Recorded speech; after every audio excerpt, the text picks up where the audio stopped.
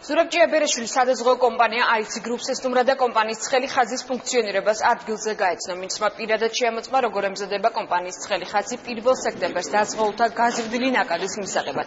2012 წლის 1 სექტემბრიდან სახელმწიფო დამატებით დაახლოებით მილიონ ადამიანს დააზღვევს.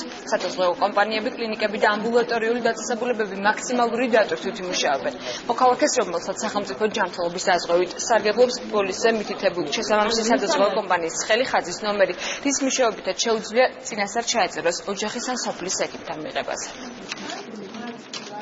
აუცილებელია რომ დაიგეგმოს ოჯახთან ექიმის ვიზიტები, ამისათვის აუცილებელია რომ თითოეული კომპანიის ცხელი ხაზის ნომერზე დარეკოს დაზღვეულმა. დღეს ვიმყოფებით ჩვენ IC ჯგუფის ცხელ ხაზში და ბუნებრივია ვამოწმებთ იმ სადაზღვევო რაიონებში, სადაც IC ჯგუფი მოქმედებს, რამდენად რეკავს ხალხი, რამდენად იღებს კონსულტაციას და რამდენად კვალიფიციურ პასუხს იღებენ ისინი ამ ცხელი ხაზისგან. IC ჯგუფში დაწყებული არის ზარების შემოსვლა იმ მოქალაქეებისაგან, რომელთა სადაზღვევო პერიოდი იწყება 1 სექტემბრიდან. კოლ-ცენტრი ტექნიკურად გამართულია, დამატებულია ახალი თანამშრომლები და გადამზადებულია ახალი სადაზღვევო პროგრამის ფარგლებში, დაწყებული არის ოჯახის ექიმთან ვიზიტში ჩაწერა.